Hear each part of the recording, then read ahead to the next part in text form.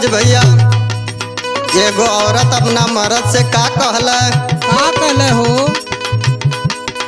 मोर बाला मुआ हो चूड़िया लिया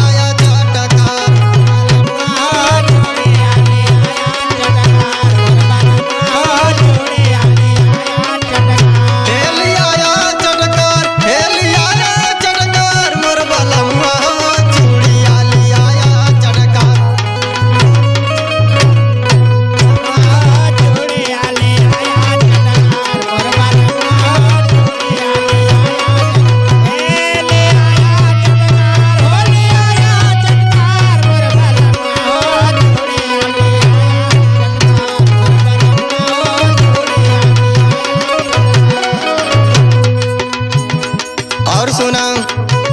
अरे लाली वाली विधिया लाया हम के गहनवा,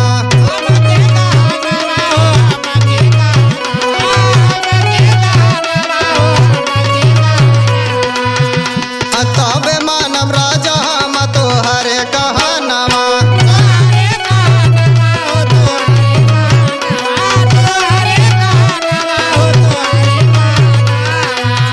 अरे लाली वाली विधिया लाया के गहनवा, तबे मानव राजा हम तोहरे कहनवा।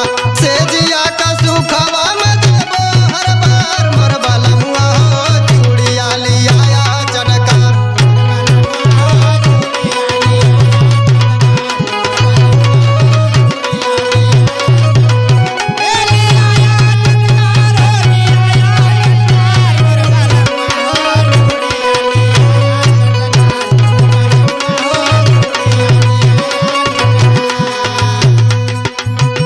और कैसे कहतिया? सोने के सिकड़िया लाया पाँव पाया जानिया,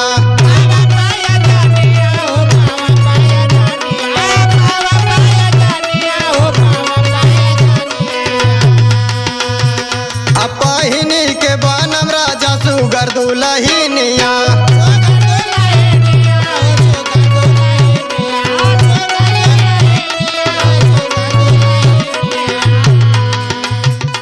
सोने का सिकड़िया लाया पाँव पाया जानिया, पहिनी के बनम राजा सुगर दुलहिनिया।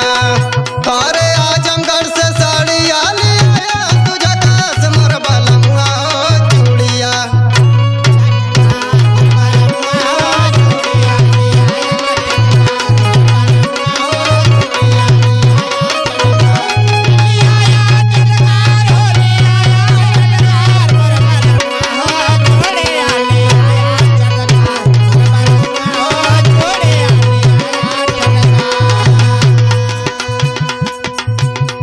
और कहतिया अमिताभ दर्दी जाया रानी के सराइया,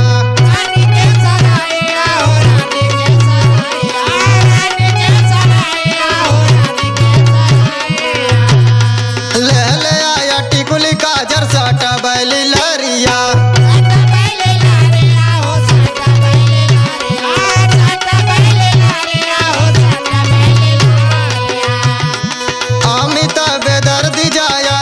की सराइया ले ले आया टिकुली काजर साटा बैली लरिया। राजू सवारिया पुराई दया रमान, मोर बाला मुआ हो चूड़िया लिया चटकार।